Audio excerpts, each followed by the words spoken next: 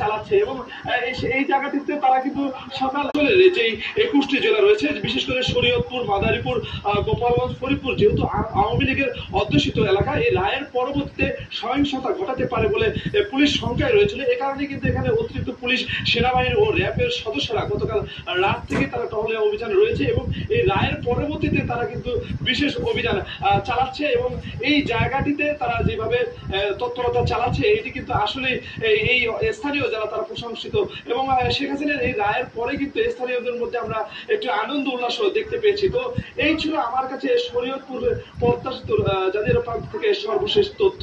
বুবলি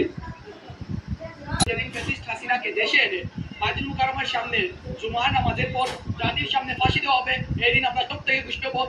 নারায়ণগঞ্জের রূপগঞ্জে আনন্দ মিছিল বের করেন বিএনপি নেতাকর্মীরা। পূর্বাঞ্চলের সমু মার্কেট থেকে বের হওয়া মিছিলটি বিভিন্ন এলাকা প্রদক্ষিণ করে। নেতাকর্মীরা এ সময় বলেন, শেখ হাসিনার সর্বোচ্চ সাজার রায়ের মাধ্যমে ন্যায় বিচার প্রতিষ্ঠিত হয়েছে। পলাতক আসামিদের ফিরিয়ে দিতে ভারত সরকারের প্রতি আহ্বান তারা জানান।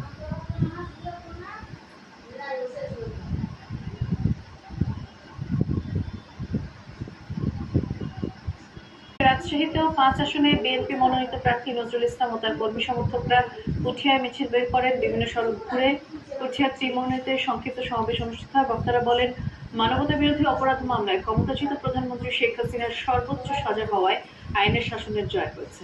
রায় কার্যকরের উপর গুরুত্ব দেন তারা।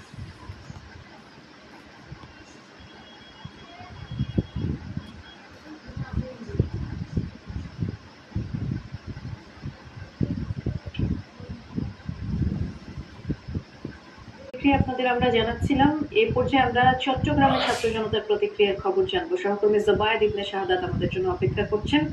এই রায় ঘোষণার পরে এখানে যারা সমবেত আছেন, ছাত্র জনতা যারা আছেন, তাদের সাথে তো নিশ্চয়ই আপনার কথা হয়েছে। জুবায়েদ, কি বলছেন তারা, রায় নিয়ে সন্তুষ্ট কিনা?